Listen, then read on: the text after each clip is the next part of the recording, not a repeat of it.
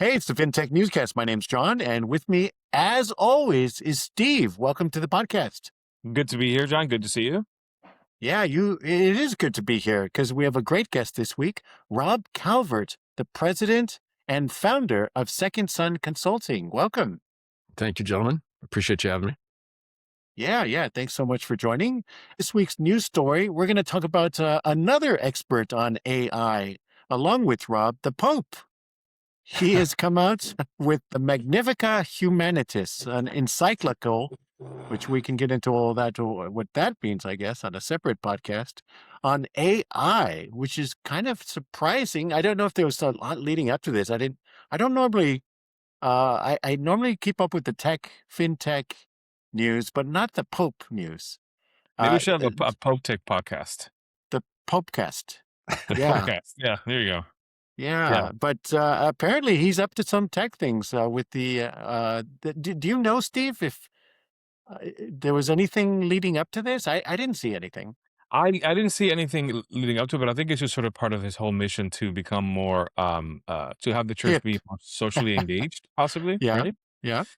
Because I think it's mostly about, the job apocalypse and AI and even things like ethics and wealth concentration. So it's interesting to see that even the Pope, somebody that you would assume is sort of out of remove from tech and the future effects of tech, is thinking about this stuff. Chicago guy, the Pope, is really into AI. Usually not up with the current century, at least lately. Well, I'm really looking forward to his paper next week on Linux and new applications. So that'll be really cool. What's the latest Pope think? Well, the reason he's the reason he's coming out with this is because of this perceived threat from AI. Well, real and perceived threat. We just don't know yet, actually, right? Calling it enabling new forms of slavery, which I thought already happened when he worked for Amazon. Oh, Zing there, yeah? Zing. Yeah. And this job apocalypse. Job apocalypse. Yeah.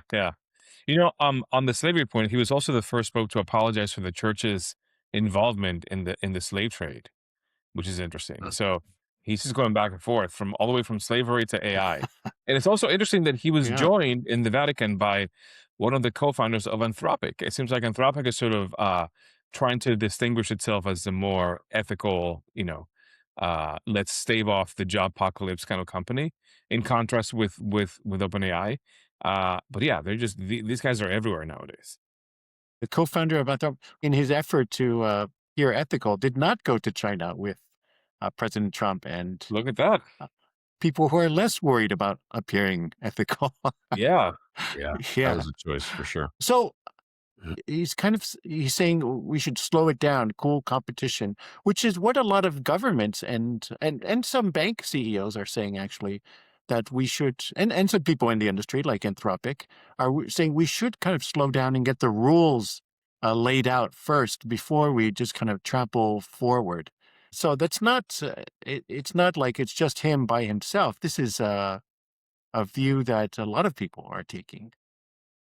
Yeah, it's interesting. I've been listening to a lot of podcasts and people talking about what's going to happen with job society, income, all kinds of things as AI becomes more popular and more standardized. And one of the things that I found interesting is, how do you know how to make the rules when we don't even know what the impact's going to be, right?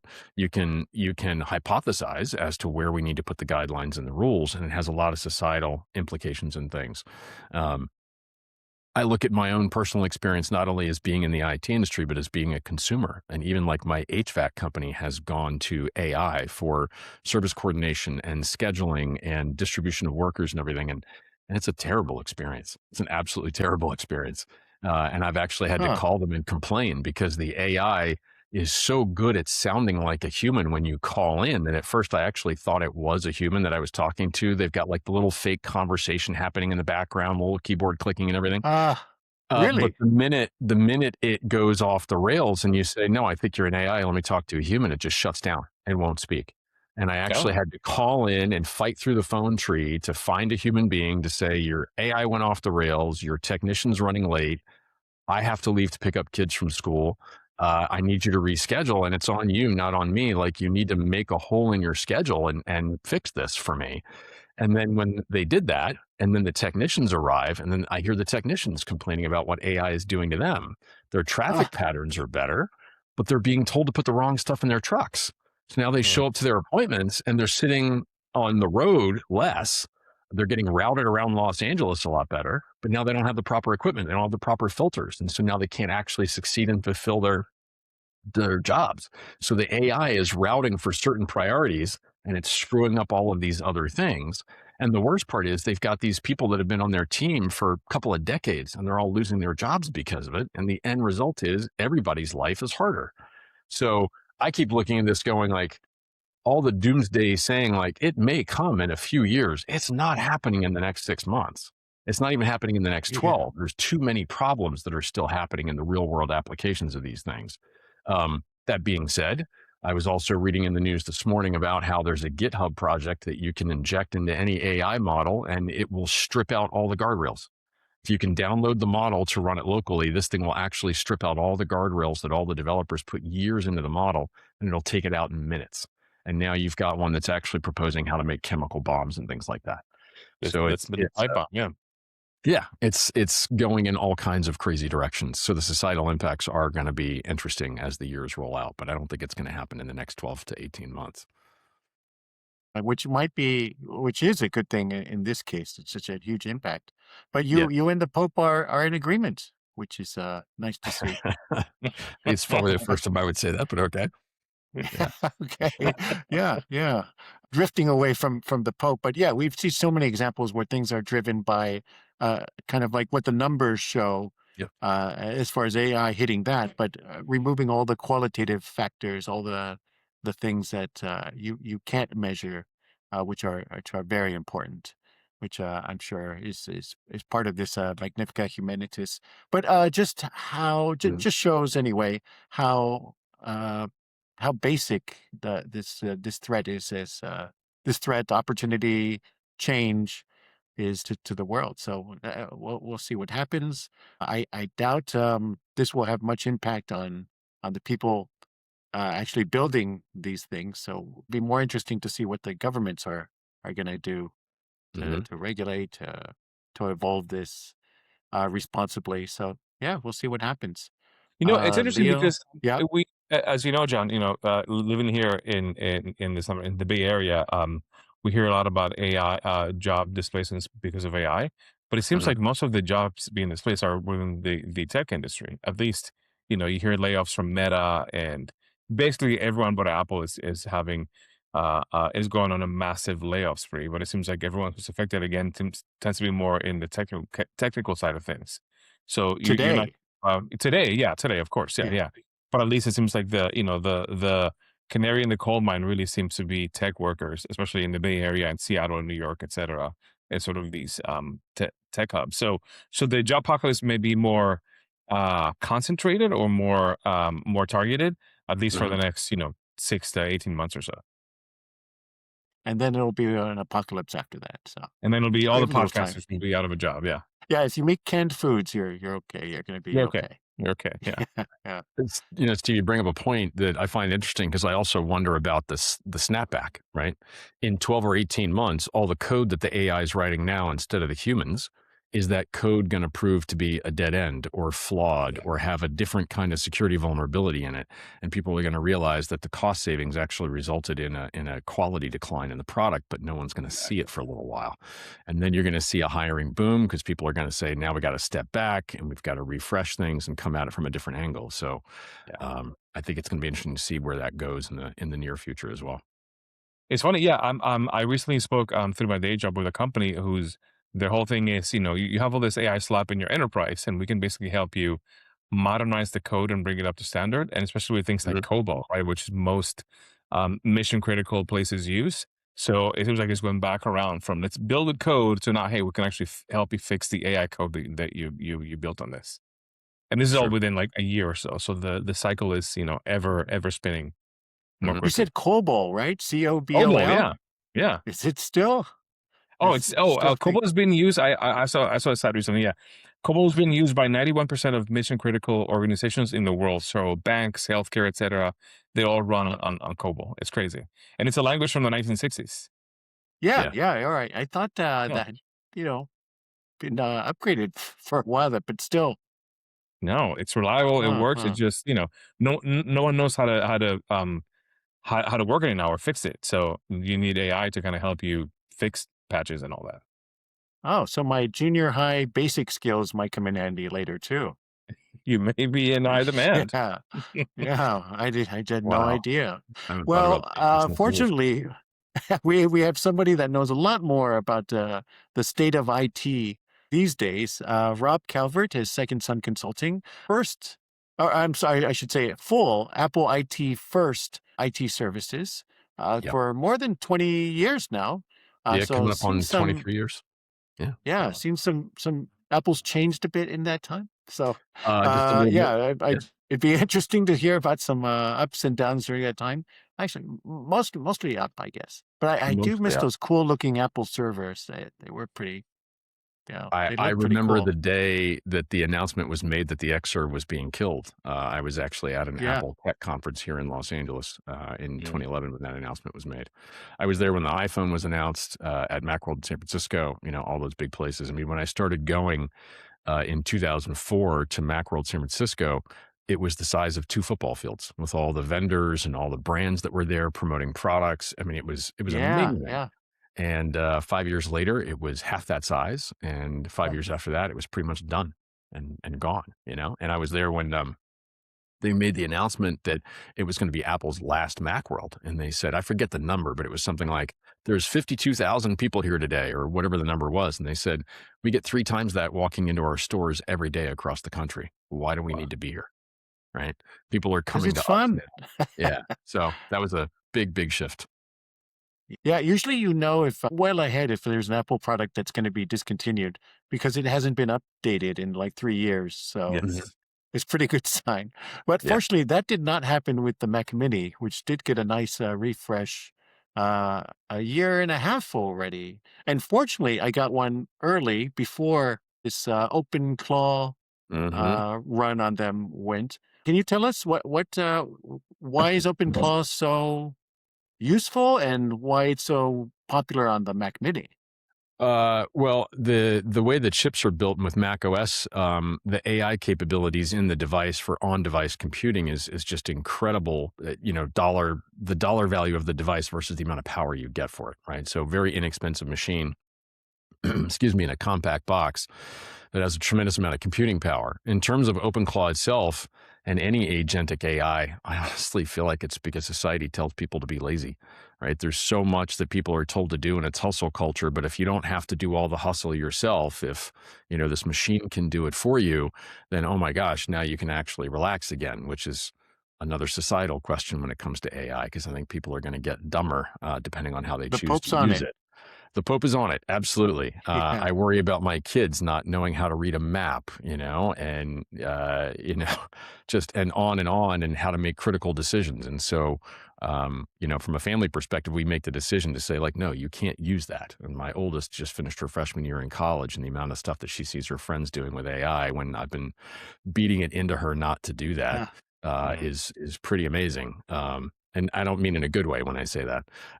But the glut in distribution for these Mac Minis is pretty intense right now. We have clients that need them for non-AI projects, and they can't get them. The Oh, constraintment huh. on the supply chain is pretty intense, and it all went very, very quickly. So it's going to be interesting to see when the whole chain catches back up to things. In terms of both storage and memory, and the CPUs coming back into regular availability of some sort. It's going to be pretty interesting. But we see and hear about people building, 5, 6 of these devices and offloading local LLMs because now they get the privacy they want, right? And the trade-off is that now they also have to maintain the LLM for themselves and the programming, and you might not get advantage of, hey, the LLM in the cloud just got updated and it's been trained and it's been enhanced, but you're still running a version from 6 months ago. Or It's not definitely a safe trade-off. for, yeah. Yeah, yeah, Yeah, and the but safety aspect is a question. why OpenClaw in particular versus all the other models?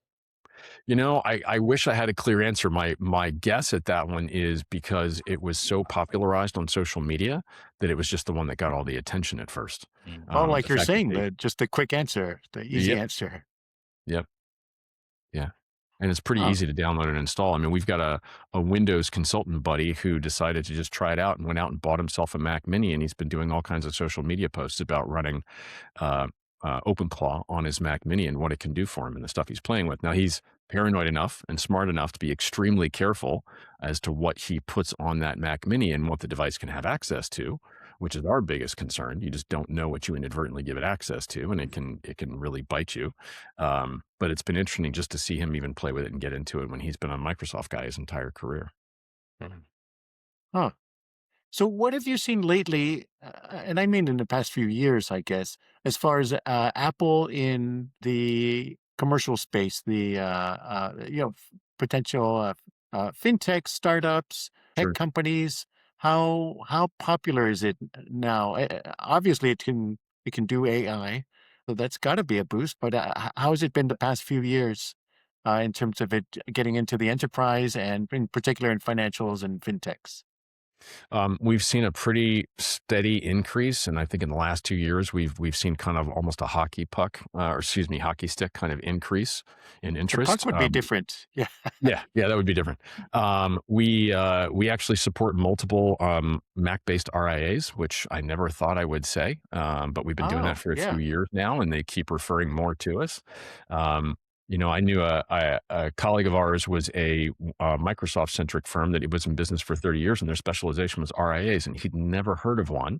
And a few years ago, one Uh, called him and he said, "We don't touch Apple. Call Rob." And so now they've been with us for a little over 2 years, and we've picked up several more, and we're seeing more and more interest. And I find it really interesting. I mean, when you think about it, if you step back a few years, when apps started moving out to the web, it became less and less important as to what the operating system was on the device that you were running, right? Unless the web app was built to require like .NET, which is Microsoft only, right? So as applications started moving out to browsers for a lot of these things, the dependency on what piece of hardware you were using to access it and run it just fell away. And so with these companies, um, they have one app. I'm thinking across the entire client base. Each one has one, maybe two applications that they have to run that's Windows only, but that's like 2 hours a week, maybe 4 hours a week for a small percentage of their team. And the rest of the team is 100% running on local applications on the Mac or browser-based applications. So it just doesn't matter what they're on. And the upside is that the entire MDM infrastructure built into Mac OS and MDM? iOS, sorry, mobile device management, Okay. where you can put profiles on a device to control it from a security perspective. MDM is very much a security tool and a methodology to ensure that you know how those devices are being used and treated.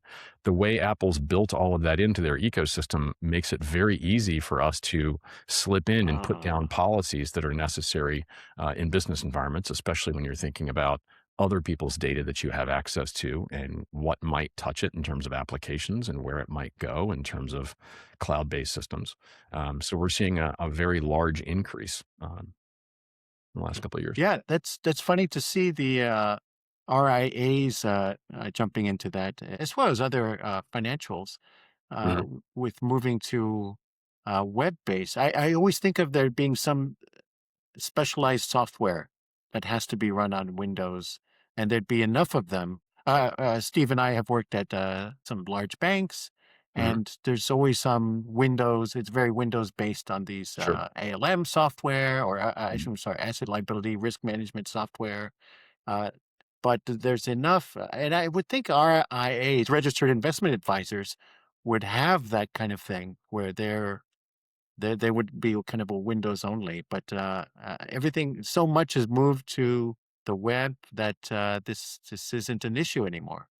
It's greatly diminished. I mean, one of the firms we Huh. work with has one particular application that needs to be run in Windows. We There's spun it always up. something. Yeah, we spun it up in a Windows virtual server for them, Yeah. and they're able to access it, but only half the team needs access to it, and that product is actually being sunset, so they're looking for a replacement, and they're focused on cloud-based tools that are browser-based, so they don't have to worry about a virtual infrastructure to support and run the tool.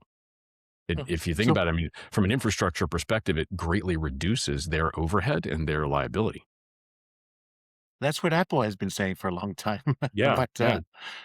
so business has really picked up lately, and Mhm. with AI as well. Have you had to hire and kind of scale up a bit, or? We have been hiring and scaling up for sure. And there is a lot of inquiry we get about AI. We have clients coming to us saying, how should we be using it? What should we be doing with it? And Are we we don't missing the have, boat somehow? Are they kind of yeah, asking you like, where's all the those kinds of efficiency concerns. here? Absolutely. And they're also saying like what AI is in the tools we already have. You know, a lot of our clients use Box or Dropbox or DocuSign, right? And all of these platforms are building AI tools into the platform, and they're wondering what the AI is doing. You know, is it something that they can actually Ah, leverage in some way? And our first question is, well, have you looked at the security? That's the first question you have to ask, right? And you have to dive in and understand it. And what they're finding is that um, employees are experimenting with it, whether you know it or not, because anybody can go to ChatGPT in a browser and use it for free and just start doing stuff with it. And so you have to think about the company culture surrounding the use of these tools. You should give them at least one, and you should have a rudimentary AI policy that says, hey, we're giving you this one or these two because we can control the security on them. And we expect you from an HR policy standpoint to not touch any other AI with any of our equipment and any of our data. And Yeah, here's we why. actually at my company now, I think we've enabled this policy now where if you log into another AI tool, like if I go into my Gmail, which of course uses Gemini to Yep. summarize emails and all that, mm, I get a pop up Yep. on my screen saying, you're using an unauthorized AI. Please use Yep. Copilot. And I also cannot upload any documents to any other, to Claude or Mhm. Gemini, etc. It can only be the Copilot. So I think the companies, as you say, are getting smarter, but I'm guessing that we're still, in the early stages of that adoption and that culture shift, as you say, in terms of how we treat LLMs Yep. and security, specifically from a corporate perspective. Yeah. And so, what you're talking about is usually referred to as DLP, right? Where you're looking at the content of the data and where it's going, and is it leaving the place where we've authorized it to be? yeah. And applying tools like that, they're not Data inexpensive. loss Right? prevention, Yep. DLP. DLP, yeah, Yeah. exactly. They're not inexpensive tools, and they require a cultural piece, right? You always have to. We constantly are reminding clients like you can make that IT decision in a vacuum, but you're not thinking about the cultural impact and the workflow impact for your team, and you have to consider all of that. And so our thought from this perspective is you need to give everybody access to at least one AI tool because they all want to play with it. They all want to figure it out. And your staff is going to figure out the efficiency far better than we are because we're not sitting there watching how you work every day. Yeah. And if you're a 365 shop, you got Copilot. If you're a Google shop, you've got Gemini. And both of them offer basic security tools that you can use to lock down the back end of it so that you know that it's private. Then the question becomes, in your case, Steve, you mentioned that they're actually tracking what you're using and where your data is going. How do you do that if every SaaS application you already use is also adding AI in the background, right? Exactly. I Yeah. can't flag, we're a box shop, right? And Box now has AI on the back end. I can't flag Box and say, hey, you're using an unauthorized AI because that's the tool I tell them all the data belongs in. Yeah. So it becomes not only do you have to start figuring out what are the dedicated AI tools that are discreetly AI that folks are using and try to control those. And then you have to look at all the AI that's coming along with every other SaaS application or platform that you're already using and making sure you understand what that AI is doing with your data or capable of doing with it. And can you lock it down? And does that have a cultural or a workflow impact if you're disabling these features or enabling these features? And Yeah. so it gets very spiderwebby in terms of it touching everything around you and where your data goes and how you back it up. And then, of course, when you're thinking in the any regulated industry, especially financial, what are the regulations in terms of proving what's been happening with your AI? Are you keeping all your queries and all the results of your queries? And if you are, how long are you keeping them for? And how quickly can you get your fingers on them if an audit happens, if a breach happens? Yeah. And, I know that the SEC is working on guidelines for this. NIST is working on guidelines for this, but they're not solidified yet. It's a constantly moving target. We have clients that use Claude and ChatGPT and Gemini and Copilot and several other little small bespoke tools. And every single one of these, we log into the admin consoles, and every 6 or 8 weeks, it's different. And there's new features. And the biggest concern is, are these new features opt in or opt out, right? Are they enabled by default, or do you have to choose to turn them on? And therefore, is the privacy implication therefore opt in or opt out? Are you already opted in by default into a private mode, or do you have to go in and enable the privacy that you want? Right. And learning from your data is a separate question from the privacy. So it's a lot to keep up with. It's a lot. And I don't think anybody's an expert in anything unless you're focused on just one and only one platform, because it's so deep these days. So I think if you mentioned in an interview that you believe that most tech problems are actually due to either culture or leadership. Yeah. Can you give us an example of when a customer came to you with a tech problem, but it was actually more of a leadership or culture shift change that needed to be Sure. addressed? And then Sure. how quickly did they fire you after that? Um, It's a leadership problem. yeah. Well, that depends on how I respond, right? So uh, I think some of the easiest examples to give have to deal with onboarding and offboarding of staff members, right? And, backtrack 5-6 years ago, clients expected us to keep track of every single password that was issued to any end user, so that if they wanted to jump into their mailbox or jump into their Dropbox account or their Box account or whatever, they could look up the password and get in. The minute the industry started expecting multi-factor authentication on everything, the ability to do that went away. Now, knowing the password doesn't do you any good, because the multi-factor authentication for that user's account is tied to that particular employee's mobile device. And 95% of our clients expect them to use their personal mobile phone, which means it's not a phone number that the client controls, right? And they give them a stipend for the business use of the phone, right? Makes California happy when you do that. When it comes to things such as onboarding employees, we're big believers in letting the employee have skin in the game. So when you sit them down on their first day, you have them sign into all of their cloud accounts and register their passwords. And we got pushback a few weeks ago from a client who said, but then I don't know what the passwords are, and I can't get into the account if I need to. If they're out sick or they're on vacation, or I just think they're doing something they're not supposed to, I need to be able to look. And I had to look at the room, one owner and two senior managers, and say, well, you can't. That's just not realistic. And they said, why? And I said, well, because you have multi-factor authentication, because your cybersecurity insurance needs it, because due diligence requires you to have it, because your clients expect you to have it. So that means you can't get into that mailbox or that account, right? Now, we can override it. We can break you in if you need to, right? The owners always will have that override capability, but the end users will know about it. And you might disrupt their workflow, because if they're on vacation and you have to break into the account, then, now you've got a situation where they can't get back in until they need to. But in most cases, there's a way to delegate access and get into it. So they went from this expectation that we would know every password and have it and be upset that we didn't, and issuing passwords to employees and then getting upset when the employees forgot what those passwords were. And then we had to help them reset their passwords and get back in, because they wanted to have that level of control. And we had to explain, but that level of control is a false understanding. It's a goal that you can't achieve. So drop that goal and now change the cultural expectation of, on day one, you employee are going to sit down, you're going to set up all your passwords, you're going to sign in, you're going to give them a password wallet so that they can record those passwords.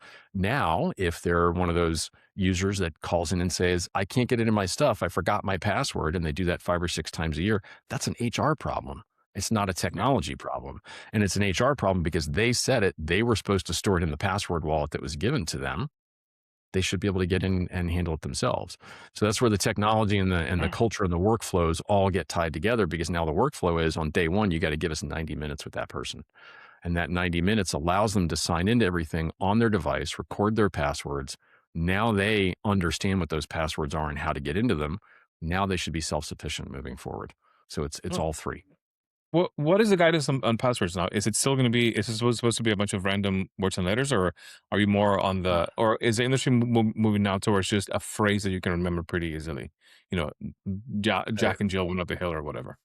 Yeah, you're still much better off having true entropy, which just means disconnected randomness in the characters in the passwords. So our suggestion to most clients is give everybody a password wallet. We prefer AgileBit's 1Password because of their security model and the way they offer businesses control over the vaults and the sharing and the permission structure. And once you give it to them, that password is really the only one they ever have to remember. But we still want them to make it a complicated password And we will often recommend, phrases, song lyrics, or something like that, but break it down. And maybe it's the first letter of every word and you interspace characters or numbers in between. But we try to encourage people to not use patterns, to not use the same things all over again, to not use the straight up phrase, but some derivation of it. But remember that one, have multi-factor on it, and then that vault now has everything else you need. And you set up that password wallet to do randomized, unique passwords for absolutely everything. And so now, if one password is compromised in a breach, it doesn't get you anywhere but into that one thing, right? And we always pair that up with least privilege needed to get the job done. So in other words, even if, Steve, you're an owner of a firm, your password into Microsoft 365 or Google or whatever your platform should not have administrator rights. You should have a completely separate, independent account for when you need to log in as an administrator to do things. But your daily driver account should be a standard account. That way, if you happen to fall for a phishing scam, and that password and your multi-factor code even could get compromised that way.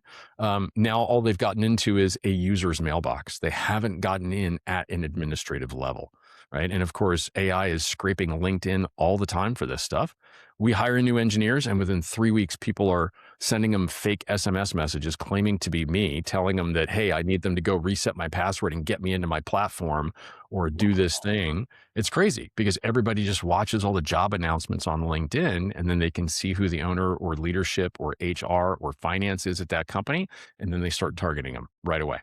It's crazy. Yeah, it's a real problem for Steve. He uses the same password, like a virgin _ 6969 for everything. For everything. Yeah. You can jump into his podcast account right now. Yep. Yeah. Can help myself. Yeah. You've also you mentioned, Rob, also the risk of drift in devices. What is a drift in device, and how is it a risk? So drift is where you set something, but you're not managing it long term, and then you just assume that the user never changes it. Yeah. And so I'll bring this back to AI, right? So if you think about Claude, for example, and Cowork, or ChatGPT, and you can get all these extra add-ons and agents that run. In Claude Cowork, for example, you need Node.js to allow it, which is a little add-on command line application in Mac OS, to allow it to manipulate folders of data on your computer, right? When you're in Claude and you say, hey, I want to do this thing and I want you to analyze this folder full of, I'll give you an example. I needed to analyze a folder of about 50,000 emails that I downloaded over 2 years. And I wanted to know how often iPhones were talked about in these emails. And it said, okay, well, I need Node.js to go and actually work through that stack of emails, because I couldn't just feed it to the chat app because the chat app maxes out at like 30 at a shot, right? Well, it wanted me to use a command line tool called Homebrew to download and install Node.js so that it could actually run and analyze my emails. Now, an average end user is going to be like, okay, whatever Homebrew is, I'm going to do it and just run it, right? Well, Homebrew is a hobbyist programming tool. It's not meant for business environments. It's in the name. Yeah, it's in the name, exactly. And there is a work version. It's called Workbrew, right? So Homebrew is great if you're a hobbyist and you love to code, but it is not meant for a business environment.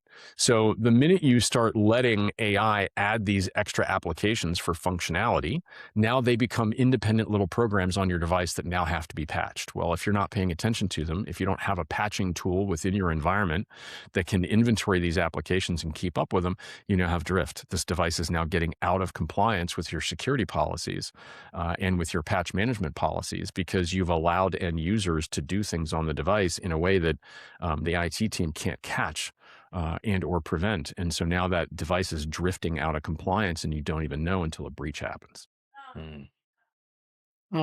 Oftentimes, do you have any good anecdotes, I should say, where you've come to a place where they call you, and I'm sure this happens in a lot of cases where like the horses are out of the barn. This has been like a security nightmare for a while. Sure. Interesting situations that you've seen. Well, I think I can generalize a very common situation, which is we see a lot of companies coming to us these days where the founders are under the age of 40. They grew up using Macs and Google in their schools. So that's how they started their companies. And they've done very scrappy DIY IT up until now. We've seen companies come to us with as few as 10 employees and as many as 65 or 70, and they had never had any professional IT. That's And getting a they little never old wanted to, for that. Yeah. yeah, a little bit. Once you're Um, 65, yeah. yeah. Well, they've never wanted to have, they've never wanted their people to feel like they were restricted, right? They wanted them to be Yeah. empowered to just move and do what they needed to do. So what does that really This is mean? the Well, opposite of every boss I've had. what that means is it's the Wild Wild West, right? And every single device you touch is in a very different state. And now they've got a need for cybersecurity insurance, or they're worried that a breach happened, and they're like, "Well, how'd the breach happen?" And I'm like, "I don't know. Pick your target. It could have been any one of these applications, Yeah. or any one of these devices, or any one of your cloud tools, right? It's going to be impossible to figure out." And so, righting that ship, so to speak, is incredibly difficult because you're going to impact their culture and you're going to impact their workflows, not just the devices. And so we've helped companies over a period of a couple of years really come in, you lay down security tools, you try to disrupt as little as possible. You understand where the fragility is in what they're doing and the security implications, the habits of using the computers, and you have to slowly tighten that up over time. And you can't Are do it there all at times once. where there's just so much resistance they just didn't want to do Oh that? yeah, yeah, yeah, They're just like, Rob, you're just like you're killing the party here. yep, That's not fun. yep. We want freedom, and Yep. We they won't normally do it. sniff that out in the beginning, and we don't engage Yeah. with those environments because that's a bomb Oh, waiting to happen, and we don't want to be inside the blast but radius. then look what happened to Robinhood after. That could have been a huge client. Sure. Yeah. I don't know that I would want that one.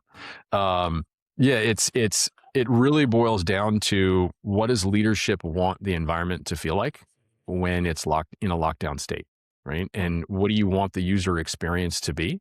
And who is going to have responsibility to gauge when you're going to let someone step over the line, whether it's temporarily or permanently? And a lot of the danger that we see is when a temporary allowance is made, but there's no decision as to what the end date is of that temporary allowance. And now that door that you unlocked for that one user stays unlocked for a while because everybody forgot about it, and no one returns to relock that door. And then it just stays that way, and then something happens. Yeah, So yeah, with you, I've had that. Those the temporary admin, and they always have yep, set. In larger organizations, they have that. This is only good for 30 days, or you have to keep yep, renewing it. But you can't really do a halfway implementation. Can no. you? If they I mean, say, look, this is all nice and good and everyone's locked down, but can you just give us some basic thing where, we eliminate some or the most obvious problems, but we still want a lot of freedom? Or you say, well, no, it doesn't really work that way. You either the door's open or it's not. Or um, can you do some things? Yeah, you can. And contextually, what things you choose to do are the important questions, right? So there are a lot of policies that we tell people, like, for example, Steve's example of tracking and the computer automatically noticing that he was about to engage with an unapproved AI. Those kind of tools are very expensive. Right. And small startups probably don't have the budget for them because it's Oh, not yeah. just the cost of the licensing, It's not it's just the the cost of price. someone Yeah. managing it, right? It's the cost of owning that tool and running that tool, not just the cost of buying that tool. So we are often helping clients decide, like, you need to, if you've got 15 goals in your policy for security, hey, these first 9, you can do them very economically with technology, and the door is just shut, right? It's not a gray area. It's just done. It's a binary decision and it's locked. These Mm. other 5 or 6, you have to decide. You could do them with technology. The price tag is pretty intense. The oversight, the responsiveness necessary is pretty intense. So maybe you want to do those with HR policy instead. And that's where you have to have acceptable use policies and AI policies. But you have to choose who's responsible for enforcing them and how you're going to audit against those policies and enforce them. Because you can write the policies and walk away from them. And then 2 years later, a breach happens. You're like, hey, you violated that policy. And the person's like, dude, I forgot that policy even existed. Right. Yeah. So It's And then their insurance won't pay out. Exactly. Potentially not. It depends on the insurance policy, how it's written, what happened, right? But the big thing is deciding, do you want to govern something with a piece of technology, or do you want to govern it with a policy, or do you want to go halfway in between? But if you're doing it with a policy, you have to decide how you're going to audit and follow up on that policy to make sure that A, your entire staff is aware that the policy even exists, B, that they understand the implications of it, and C, how frequently you're going to go check that understanding and the compliance with that policy, because otherwise it's just not doing you any good, and you've lulled yourself into a false sense of security. It seems like the entire Apple ecosystem is moving towards frictionless updates as well. You sort of get Yeah. the update, right? And I presume that that's the case for a lot of the enterprise users. And does that present any sort of security challenge? And how do you address that issue of, again, just having Apple push out updates to every one of their users without IT having vetted that update? Well, I mentioned mobile device management earlier, and the term is kind of shifting now to DMS, device management service, because it started out just being for mobile devices, but it's really for everything these days. It's for desktops too, right? So in those policies, for example, we know that this fall, macOS 27 is coming out. And all of our clients where we manage the devices, we can put a delay profile in, which means we can prevent that update for a maximum of 90 days. Right. And you are making a security decision when you do that. When macOS 26 came out, it was patching massive vulnerabilities that existed in all versions of macOS prior to macOS 26, and Apple was not going to go backwards and patch it in the others. So if you were holding back and not deploying macOS 26, you were making a conscious decision to keep those security vulnerabilities open and exposed and vulnerable in your environment, right? I mean, this is true of Microsoft. It's true of every application out there, right? It's not just Apple. So I'm only speaking to the way Apple addresses IT's control over this situation. So we can put that 90-day delay profile in. We automatically put it in for all of our clients. We look at all of their line of business applications, the key ones. And if those tools are keeping up with Apple's release cycle, which has been the same for years now, so there's really no excuse not to, then usually in less than 30 days, we're removing that blockade and we're upgrading the environment. And now they're running the latest and the most secure. And we have that same kind of control throughout every release that comes out. We don't have to let those patches automatically impact the users. So we've chosen a cadence of, in our environment, we let them hit us immediately and automatically so that we're eating our own dog food, right? And then within a few days, less than 7, we're deciding if we're going to release it to all of our managed environments. And then we start a reminder campaign on all of those devices using a system that we've developed through some open source tools that allows us to really customize that experience for the user so that the business knows that, hey, if these pop-ups are coming, they've got the Second Sun logo, it's a vetted application. We let the users defer the update for a limited number of days because we don't want the rug being pulled out from under them when they're recording a podcast or they're in a Zoom meeting or what have you. So they can control it to a certain extent. But at the end of the day, they have to do it because every single end user in the team has to participate in keeping the entire environment secure. So they've done a really beautiful job, and they're making more advances now that make it even easier. Not all the third-party applications do it, right? And we see a lot of AI tools that are, from our perspective, they're almost actively hostile against managing the patch cadence on devices, which makes it impossible for us to endorse that application being used in a business environment. You know, Claude makes it really nice. ChatGPT does a pretty good job, but there are others out there where it's like you literally can't get the latest installer unless you authenticate. So you have to sign in with a username and password to get the installer just so you can run the security update. Well, then I can't automate that. If I can't automate it, then I can't tell a client with 75 devices, sure, roll out that AI tool for all your devices and I can keep it secure. I tell them, no, pick something else because I can't keep that one secure. And the users don't have administrative rights because they shouldn't, because that's a security question. So now they can't patch it themselves. So you're in a catch-22. So looking at an AI tool and deciding whether or not it's fit for a business environment has a lot more to do with the back end than it does the user experience, but they both matter. Makes And sense. Yeah. finally, do you have any wish list for the Apple environment, for the Mac OS that would be useful, that would make your life easier? Oh, that's a great question. Hmm.